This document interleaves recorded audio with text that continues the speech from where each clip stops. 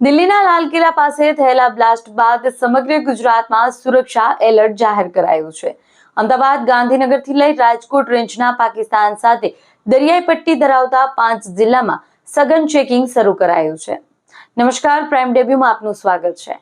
દ્વારકા, જામનગર, મોરબી, સુરેન્દ્રનગર અને રાજકોટમાં ખાસ એલર્ટ જાહેર કરાયું છે, જ્યાં દરિયા કિનારા વિસ્તારોમાં ઘૂસણખોરીની અટકાવવા પોલીસ અને કોસ્ટગાર્ડ સતર્ક છે. રાજ્યના railway station, bus stand, hotel, બજાર અને ધાર્મિક સ્થળોએ સીસીટીવી સર્વેલન્સ વધારાયું છે. અમદાવાદ, વડોદરા, સુરત, ભાવનગર અને પાટણમાં પોલીસની ટીમો દ્વારા વાહન ચેકિંગ અને શંકાસ્પદ વ્યક્તિઓની તપાસ હાથ ધરાઈ રહી છે. રાજકોટમાં બોમ્બ સ્ક્વોડ અને ડોગ સ્ક્વોડની ટીમોએ રાત્રિ ચેકિંગ શરૂ કર્યું છે.